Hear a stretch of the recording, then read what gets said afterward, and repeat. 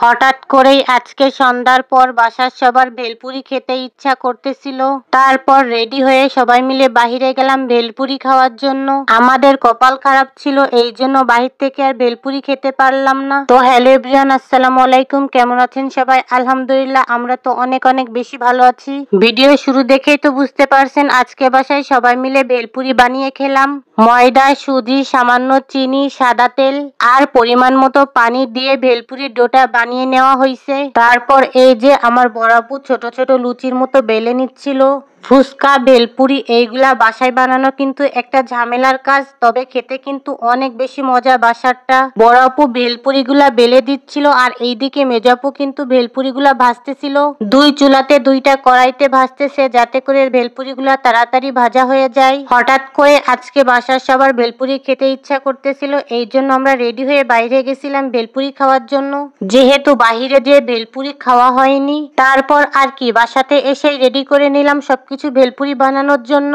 আর তারপর যেহেতু আমরা বাসাতেই সবকিছু বানিয়ে খাই, তারপর আবার সবার খেতে ইচ্ছা করছে ভেলপুরি। আর আমার মেজ আপু যেহেতু বাসাতে সবকিছুই বানাই, তাই আজকে সবার ইচ্ছাতেই এই যে ভেলপুরি বানাচ্ছে। এইদিকে কিন্তু আপনাদের সাথে কথা বলতে বলতে আমাদের অনেকগুলাই ভেলপুরি ভাজা হয়ে গেছে। ভেলপুরি গুলা কিন্তু দেখতে একদমই দোকানের মতনই হয়েছে, আবার কয়েকটা তো একদম লুচির মতো ফুলতেছিল। সব খাবারই কিন্তু বানাতে অনেক সময় লাগে, তবে খেতে একটুও সময় লাগে না।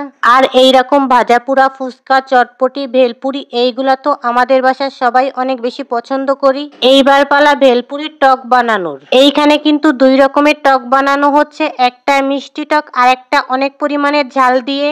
ফুচকা, চটপটি, ভেলপুরি এইগুলার মেন হচ্ছে টক। টকটা বানানো যত বেশি মজার হবে, ফুচকা, চটপটি, ভেলপুরি এইগুলা খেতেও তত বেশি মজার হবে। তো এইদিকে দেখেন দুই রকমের যেহেতু টক বানাচ্ছি, একটা অনেকটা পরিমাণে ঝাল দিছি আর একটা টক হচ্ছে হালকা মিষ্টি মিষ্টি হবে। আর সাথে কিন্তু রেডি করে নিছি খিরাই কুচি, পেঁয়াজ কুচি, কাঁচামরিচ কুচি। তো এইদিকে কিন্তু ভেলপুরি সবকিছুই আমাদের রেডি করা হয়ে গেছে। এখন সবাই একসাথে ভেলপুরি খাবো।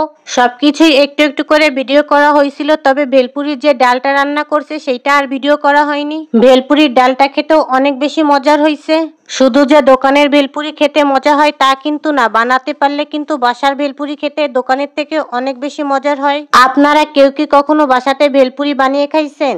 যদি খেয়ে থাকেন অবশ্যই কমেন্ট করে জানাবেন। আর আমাদের ভেলপুরি বানানো কেমন হয়েছে অবশ্যই কমেন্ট করে জানাবেন। আমাদের ভেলপুরি বানানো খেতে কিন্তু অনেক মজা হয়েছে, দোকানের থেকেও বেশি মজার। যেহেতু এখন আমরা ভেলপুরি খাবো, এই জন্য ভিডিওটা আর বড় করব না। আশা করি সবাই আমার পুরো ভিডিওটা দেখবেন আর কেমন হয়েছে অবশ্যই কমেন্ট করে জানাবেন।